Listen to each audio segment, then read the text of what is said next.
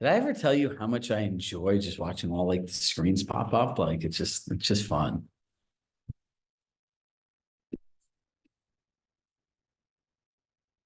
Cherish Hope, that is a really cool green color. Julie Hoffman, I'm going to take you up on that offer about Hawaii. Oh my Danielle, gosh, for sure. For sure. I have not I seen go your back every year. When are you nice. going? Um, August? Oh yeah. Yeah. For sure. We have to talk. All right, someone just decided to share their whiteboard. Okay, so look, we're going to go through the buyer's agent's value proposition today. It is very similar to the listing agent's value proposition today as yesterday. And look, let's just talk about the future for a second. Right now, you have the greatest opportunity in the world. Have you ever heard of functional medicine versus traditional medicine and what the difference is? One plays offense, the other one plays defense, and it operates around the principle called crisis care. Does anyone know what crisis care is? I hurt my back, I go to a chiropractor. That is crisis care. I get sick, I go to a doctor, they prescribe me a bunch of medicine.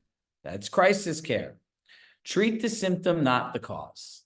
Functional medicine is playing offense. So today, in this moment in time, you have a choice. Now that this thing has got punted 6 months into November, do you know what I hear from so many agents I talk to? Yeah, it's only, it's about to be May, Chirag. I have a lot of time to figure this out. I can worry about this after the summer. Oh, really? Great. Let me just sit here with my little tribe over here and we're going to be practicing. So in 6 months from now, a reality is going to happen that the majority of people have never faced before. There are going to be scenarios that you're going to have to live with that you haven't really thought about.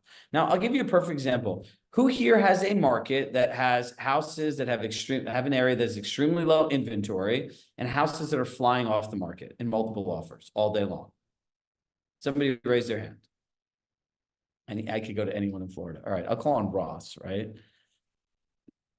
Ross. I'm selling my house. What is the average days on market and how many offers are on a property?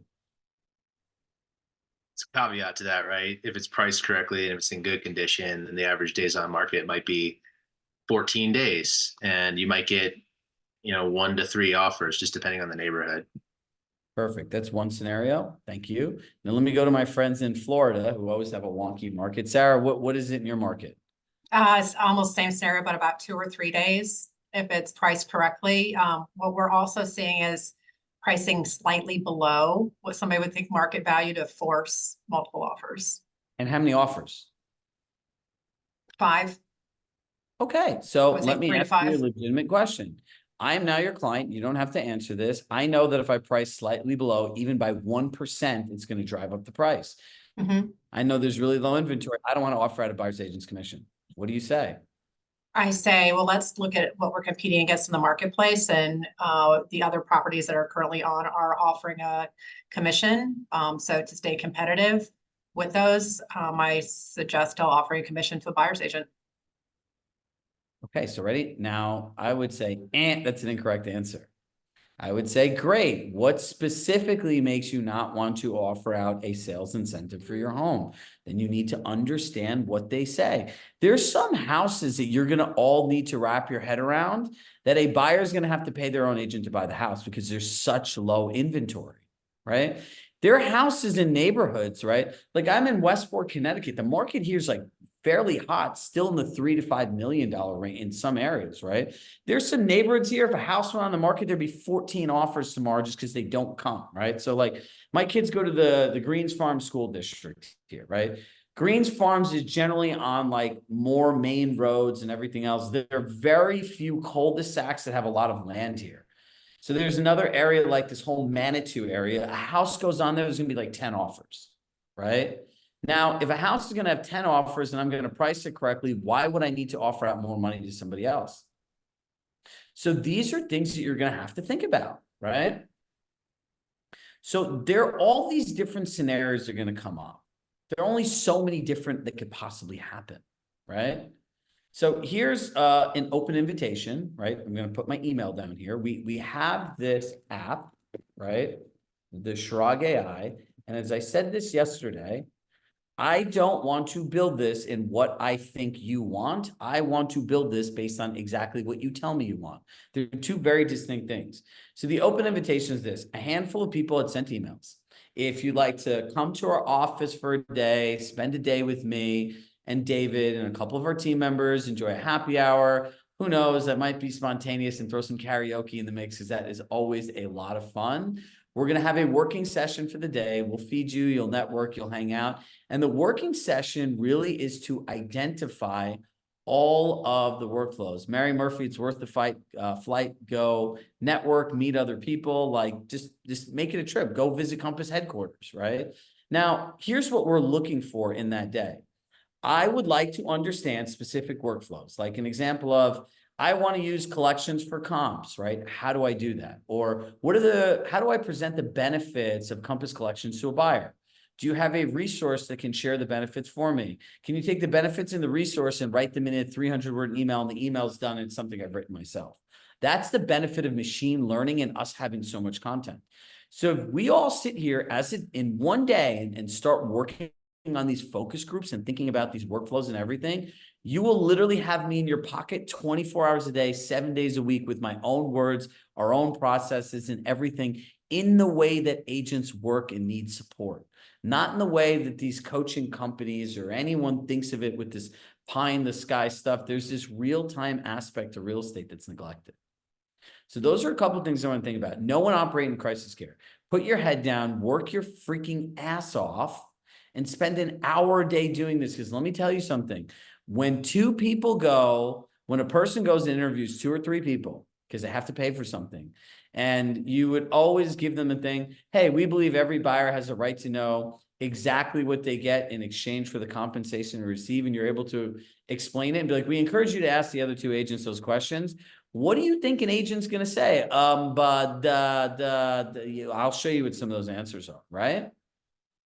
So regardless of what their track record and experience is, clients are like, you know what, Mike, I feel that you're the right person for me. Yeah, because you gave them what they wanted in the context of what you offer, which is very different than just throwing a bunch of stuff against the wall. Margie, always nice to see you. I'm going to count on you to come by the office. I'll be asking lots of questions. Just so you all know, Margie has an amazing Boston accent that I find like therapeutic to listen to. All right, now without further ado, let's get on to our content for the day.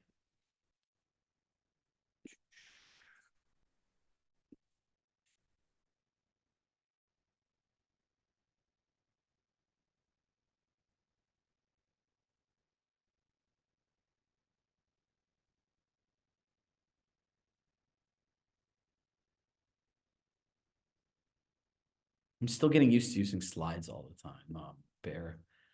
But everyone seems to like them, right? You guys all like slides. It seems to be impactful. All right, so let's go through defining your value proposition.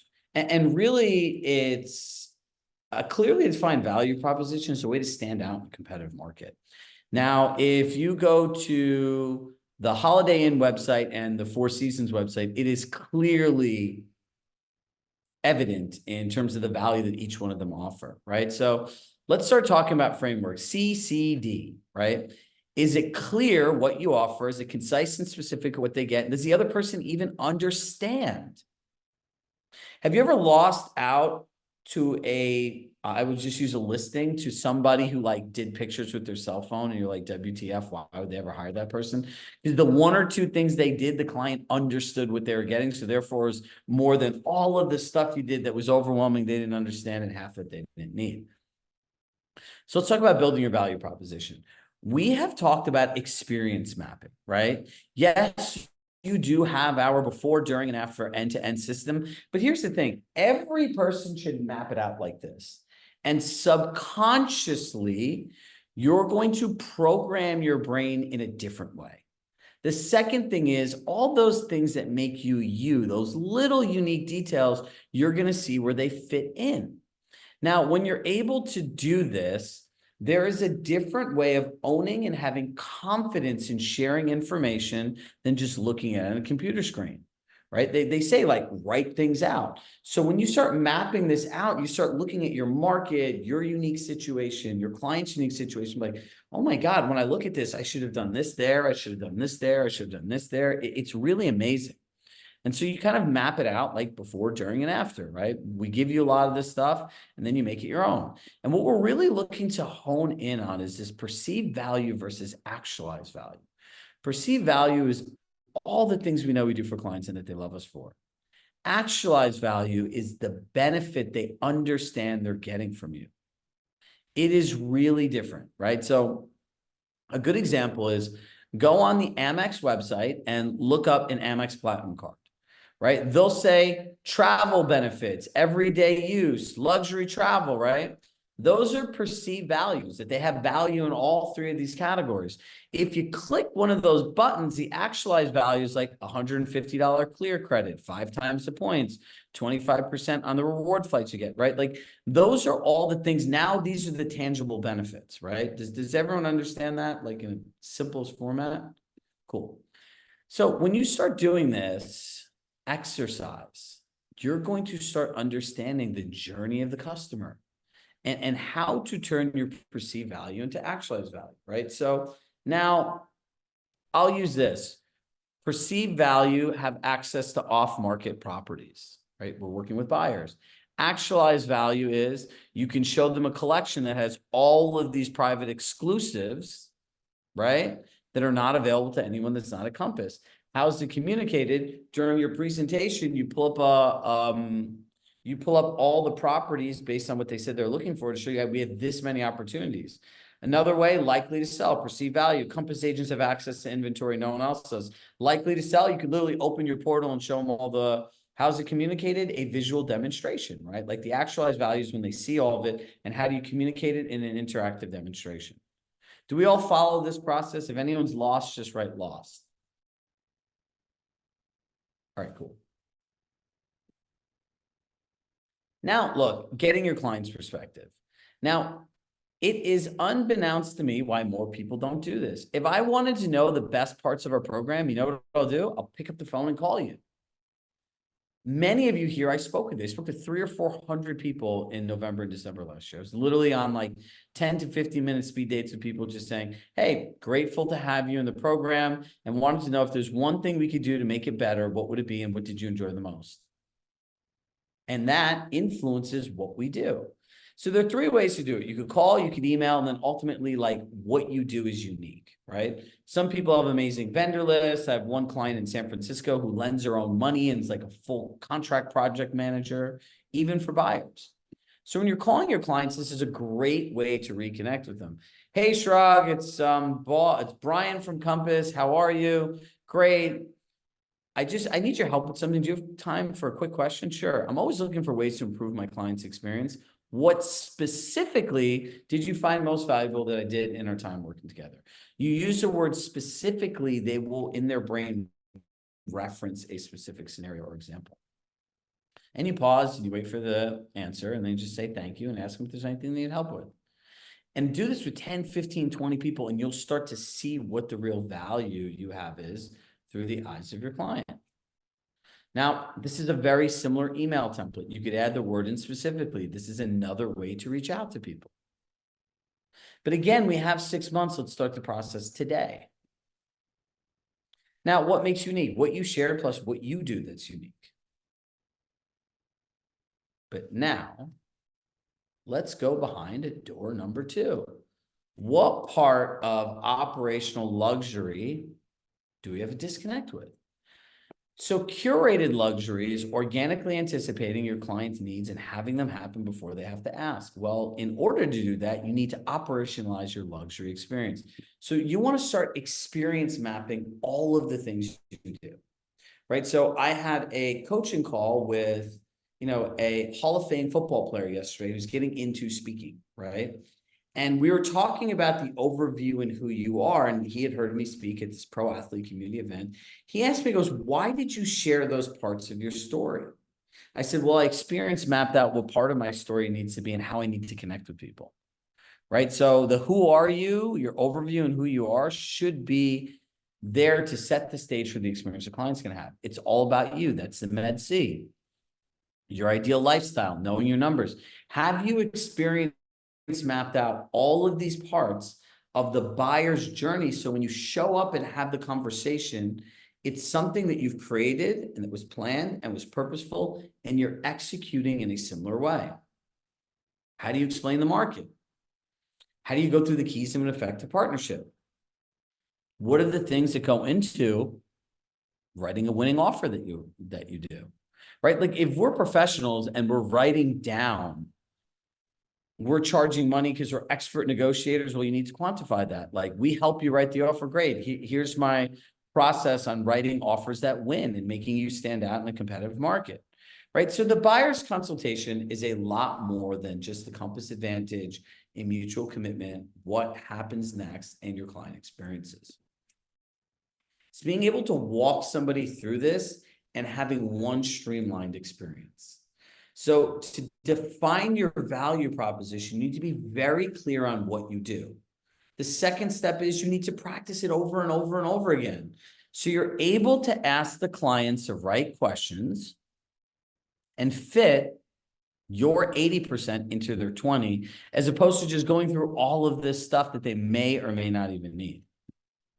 And look, in the end of the day, no one likes to be sold that everyone wants to buy. How excited are you when you find a great service? Like, I can't wait to do this.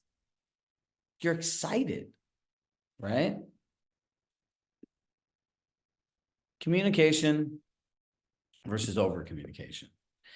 If you overwhelm them, right? The best example I could do is like drinking out of a beer funnel, like in college. Imagine I just poured this entire 33-ounce bottle and said, here, drink.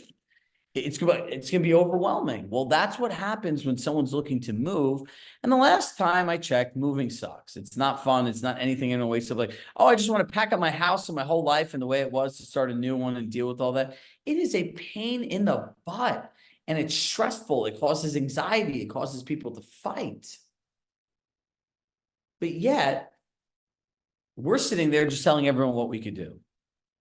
It makes absolutely no sense. That's why you need to engage in dialogue versus monologue. Right? So that people feel, right? Because trust and rapport are feeling, that they feel trust, they feel rapport, and they feel connected with. Now remember, talking is good, asking and listening is better. The more you can hear them, the more you know how to sell them. The more they talk, the more personalized they feel the experience will be for them. And look, words matter. Like put this on your kill list. Why should I pay you $20,000, $30,000, $40,000? I have your best interest at heart. I'm your advocate. You know, as advocate kids in court when they're little and can't speak for themselves. I'm here for you. Great. I'm here for myself. So is my wife, my spouse, my partner, my dad, my mom. Like, what are you even saying to people? Stop telling your clients what you do, make it interactive in sharing your value proposition. All right. Now, here comes our interactive part. Does anyone have a part of their value proposition that it's something they do and they want a more effective way of communicating it to somebody else?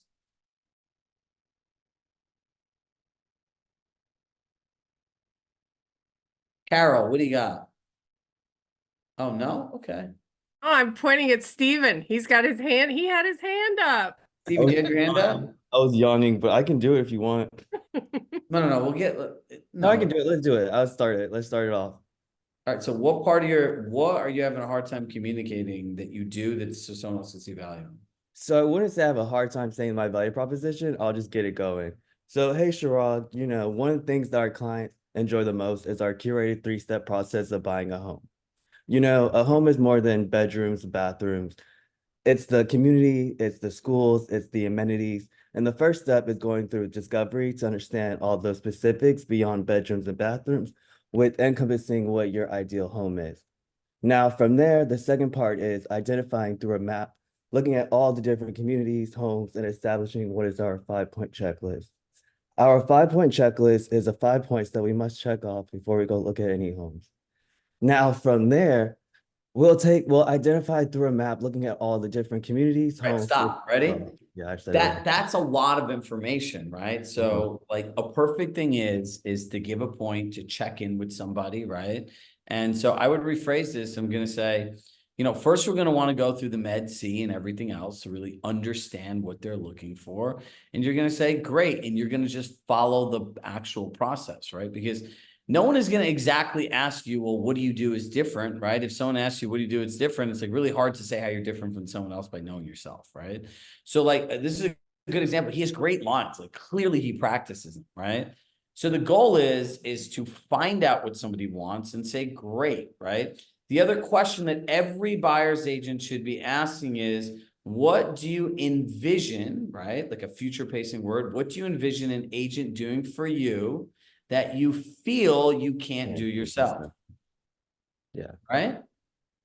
So like things I'm looking for in these kinds of comments is like, I have a great team of contractors, or like I have a 30-day program after they move that works really well that my clients like, how do I put that into my marketing? What do I do? Like, what do you all do that's unique?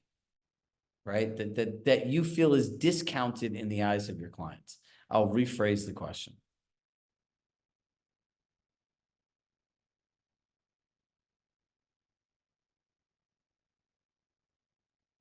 I have one.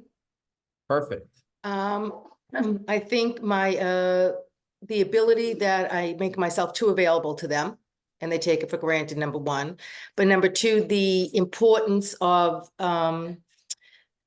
knowing the market enough to take your advice when it comes to price adjustments.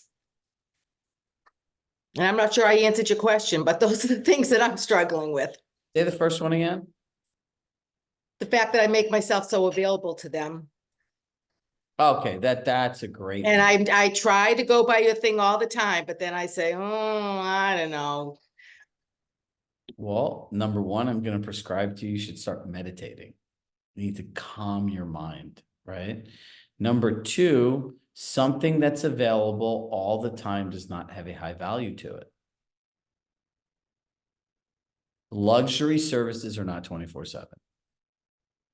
So the next thing is if people are getting pelted with who gets pelted with random phone calls from their clients? A few of us. There's some of us that I don't think are telling the truth, but that's okay. It's my personal opinion, not my professional opinion. Some of you can just be a little shy. You need to start, Margie, documenting what the people are calling about. So you can start playing offense and not defense. Like, why are these people randomly calling you? They don't want to call you. They have a life. They're paying for a service, right? Like you hire a contractor to work in your house. The last thing you want to do is like, when are the materials being delivered? What time are you done today? Are you coming on Saturday? When is my kitchen going to be complete? Can you give me an update? Like, I don't want to do that. I always say, if you want to be rich, like go start a contracting company built on like scalable operations and customer service. You'll be rich. So that's the first part, right? Taking your advice on price is going through the pricing conversation and understand, right? And so we talked about this yesterday in the call. I want to overprice my home. Great. So the first thing is, so I hear what you're saying is you want to maximize the equity. Yeah, Chirag, 100%. And you also feel, because you said in your words that we had the best marketing plan that will get you in front of the most buyers, and that you feel will get you the highest price, that you want to try to set a record in your market. And they're going to say, absolutely. And you think we're the people that can do it. 100%, right? Like think about that. Yes, yes, and yes, right? And you're gonna say, great. So let me ask you a question. What specifically will happen for you if you sell your home at 1.9, right? And then the next question is, what specifically won't happen for you if you don't get 1.9 for your home? That's the reason they don't take your recommendations. It's the stuff under the iceberg. And then the next question I'd ask them is, what's your plan B if you're not able to sell your home for 1.9? And then I just shut up. And now you know why they don't want to listen to you. Because people have this amazing ability of making up this price in their head and spending the money. And now they're like mentally attached to something that doesn't even exist. But again, that is a skill gap, right? Those are skills we need to work on. Carol. So I just wanted to bring up what happened in our role play group that Cherish had last Thursday. So it kind of, we were doing, well, Cherish, you got to say exactly what the same thing was. Anyway, what it was is that I was going through a Med C with another agent on a role play. And my last question was, are there, what are your concerns? And they brought up the NAR settlement and about paying a commission thing. So we had to address that. And I guess that happened in several of the breakout room role plays because a couple of the agents had the same problem that I had, is that I was role playing with Julie Hahn. And as I was explaining it, I had that running of the mouth. So I have the Med C down. I'm explaining this NAR thing to Julie, and I could see I'm losing her because she's not tracking, And so we kind of when we came together in the group at the end, it's almost like we need the same formula for that question, for buyers paying the commission or sellers, paying the commission, almost like the Med C, like just a few points that we hit on and kind of hit it out of the park with, which I think at least I don't feel like I have at this point.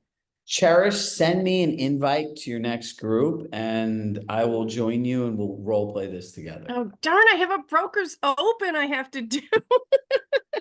Do it the week after next. Anyway. So I'll do this more than once, right? But look, go ahead, Cherish. You're muted, Cherish. Isn't it following the ACE outline? Acknowledge, Yeah. clarify, and power. And so I'm you sorry. simply go back through gathering information and then answering their specific questions to the headlines or to Check-in whatever. questions. Exactly. I don't want to pay a buyer's agent commission. Great. You don't have to pay a commission because you could just not work with an agent, right? Like it's not, you can't say it like that, but like, look, I can share this with you and I want to hear what Carol says is that, look, when I started selling real estate, I've shared this on calls recently. I worked in a new construction development, and this was before I got to work with like people in like higher end areas and higher priced properties, right? It was my first couple of years. And I was in Yonkers, New York. And the Yonkers, New York borders the boogie down Bronx. So you know what I got? I got people that wanted to buy $600,000-$700,000 homes that had 3.5%. But I got the down payment. I'm like, well, what about the 5 to 6% closing costs? Can we get the bank to pay those? Right? Like that, I got a lot of those, right? And I'm like, well, I'm not selling you a house unless you can show me that you actually have money saved. Because if something breaks, to make like 2%, like you 3%, you still have 97% that you have to protect. And I'm never going to let my 2 overweigh that. Right. So I had to find all these properties that would take 3.5% down and do 5 or 6% seller concessions, which ultimately meant that they could not go buy the houses that they all looked at. They'd send me all these houses and I would just turn around and say, if you own this house and you had all these different offers, would you take an offer like this? It came with more risk and why? And they'd be like, yeah, that makes sense. Or some would want to try. I would bring them there, they'd try, and if I knew the other agent, I'd be like, please provide as much detail as you can why you're rejecting our offer, and I would send it to them. So if someone doesn't want to pay for a commission, either they can't afford it, they have to see a property that offers a commission, or they can't use an agent. It's one of the 3. And none of those you have control over. Sarah. One other thing that I'm having multiple times with different sellers at each price point is I tell them on the front end, hi, here's our, I'm going to show the property because we show all of ours in Tampa. I may not have feedback for 24 hours. Not all agents give feedback. So I go through that whole spiel. And it's like the second I get out the door, they're texting me, how'd the showing go? And I'm like, well, as I mentioned before, I'll try and get that information for you within 24 hours. But it's again, from like the highest end to the lowest end price points is that immediate, like I'm not desperate to sell, but immediately desperate to sell. All right. So look, maybe we'll just do a session just on role playing these scenarios, right? So look, if you all come prepared with scenarios, we can get through a lot of information at one time. So here's the deal. We're going to take our live prospecting sessions next week and we're going to make them for role playing. So show up with your scenarios, 9:30 Eastern, 9:30 Pacific, and I'll role play anything you want. Sound good? Yeah. All right. As always, with love in my heart, I love you all, and I will see you all soon. And look, just keep making a difference, keep showing up, keep doing the work, and I promise you this will pay off before, during, and after this whole thing happens. So bye, everybody.